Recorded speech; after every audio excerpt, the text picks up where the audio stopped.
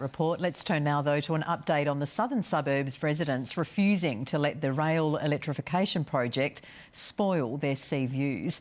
As we've reported before, they've been lobbying the state government to move the infrastructure by around 150 metres to no avail.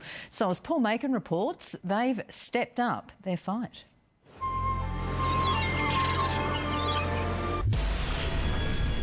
It's disgusting. It's ugly. We accept the overhead cables have to be there. We do not accept that this structure has to be located here.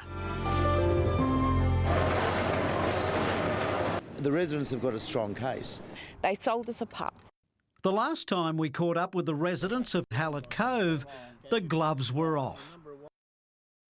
If governments can run roughshod over the ordinary people, that is appalling. That is not a government that I want to rule us.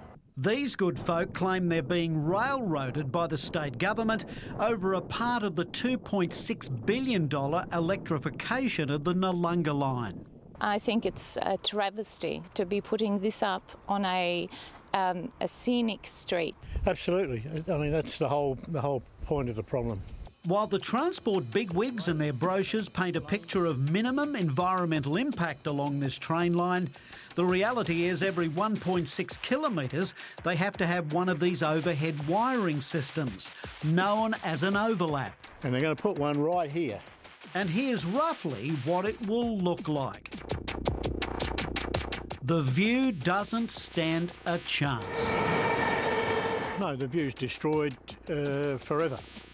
While some modifications may make it less unsightly, the Department of Planning, Transport and Infrastructure's Rod Hook reckons his boffins say it can't go anywhere else. We've gone back to our designers who are experienced in designing 25,000 volt systems, and that's what we're doing here. We've said if it can be changed, change it. They've told us it can't. But now it's engineers at 40 paces.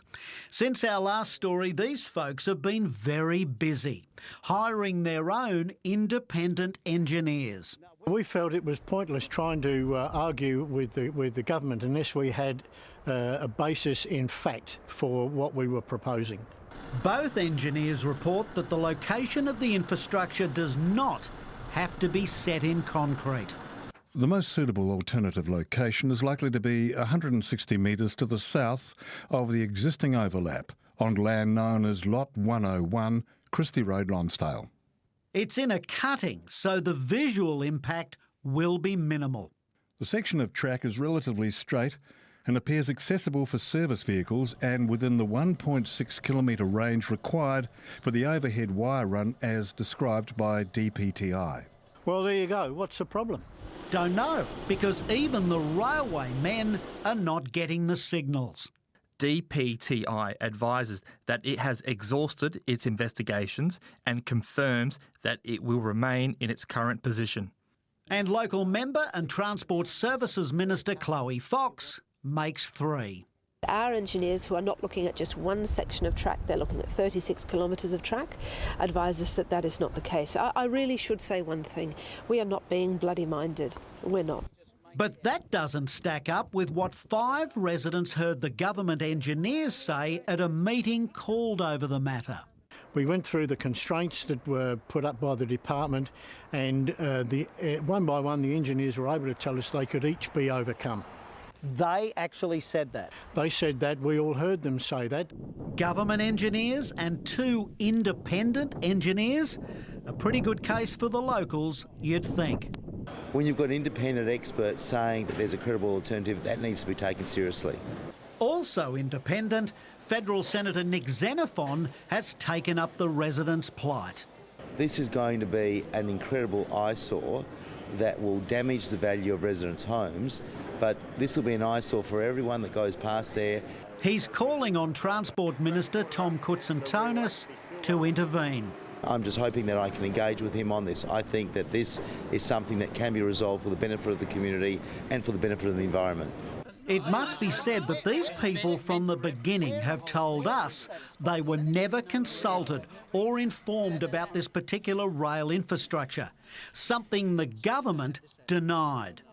But today, based on new information, Chloe Fox finally admitted the residents did not receive letters, they did not receive flyers, they did not Absolutely nothing. Very good. That's right. And they didn't receive the invitations. Now, I found out this morning when I was talking to Rod Hook that the company that had been employed by the department to do the letterboxing and to do the door knocking of this particular area has actually been sacked. They will let go as a result. Work began today on this rail equipment that will blight the area. But Nick Xenophon says work should come to a halt. Let's have a short pause here.